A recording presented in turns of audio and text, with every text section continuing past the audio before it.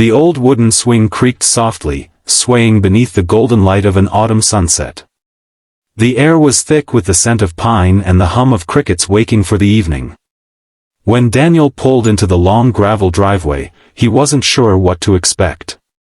The letter had arrived 3 weeks ago, written in shaky, cursive handwriting on faded stationery. Dear Daniel, I'm not sure if you remember me. My name's Margaret. I used to live next door to you when you were a boy. I found something that belongs to you. If you have time, come by. I'd love to see you. Daniel almost didn't come. Life had been noisy lately, deadlines, bills, and the loneliness that hung heavy in the empty apartment after his divorce. But something about that letter, the soft ink and the polite uncertainty, tugged at him. Now, standing in front of the old farmhouse he hadn't seen in over 20 years, he realized how much time had really passed. The porch light flickered on. And there she was. Margaret, Mrs. Avery, as he remembered, sat on the porch swing wrapped in a knitted shawl, her silver hair catching the last strands of sunlight. Danny, she said with a warm smile. You still drive too fast. He laughed, startled by how easily the years dissolved.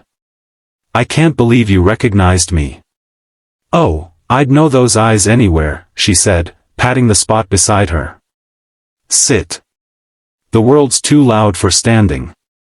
He sat, and for a moment, silence wrapped around them, soft, like a blanket.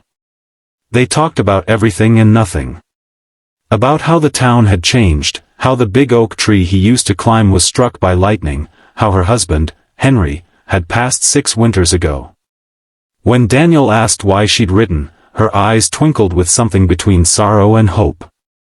I was cleaning out the attic, she said, handing him a small wooden box. Found this tucked behind a shelf. Inside was a dusty little Polaroid, Daniel at 8 years old, sitting beside a dog on this very porch. Margaret and Henry stood behind him, beaming. On the back, in a child's handwriting, were the words, "My real family." His throat tightened. He remembered that day. His parents were fighting again. He'd run next door crying, and Mrs. Avery had given him lemonade and a sandwich cut into perfect triangles. She had said, "You're safe here, Danny. Always." And for that whole summer, he had been.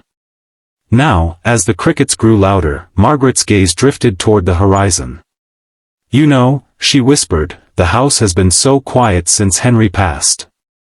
But tonight, it feels different. He looked at her, unsure what to say. She smiled gently, rocking the swing with her slippered foot. It's quiet now, because you're here. Something in those words broke through Daniel's tired heart.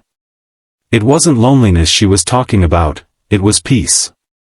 The kind that comes from being seen, remembered, and loved without needing to earn it. He stayed longer than he'd planned. They ate soup from mismatched bowls, laughed about old memories, and watched the stars bloom one by one across the sky. When he finally stood to leave, Margaret touched his hand. Promise me you'll come back. The porch creaks less when it knows company's coming. He nodded, his eyes misty. I will. And next time, I'll bring the lemonade. A month later, Daniel returned, this time with tools, paint, and a brand new porch swing he'd built himself. The neighbors watched as he sanded, hammered, and painted through the afternoon. When he hung the new swing and sat down, the wind rustled the maple trees, carrying a faint scent of lavender from the garden. Margaret had passed away 2 weeks earlier. Her daughter told Daniel she'd mentioned his visit every day after he left, how it had been the best evening in years. He sat there quietly, the swing rocking gently beneath him. And in that hush between the breeze and the heartbeat of the world, he swore he could hear her voice again, soft and content. It's quiet now, because you're here. Sometimes, the smallest visit can fill a lifetime of silence.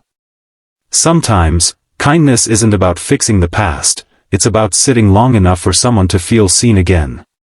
And as Daniel watched the sunset over the porch that had once been his refuge, he finally understood, peace doesn't come from escaping the noise.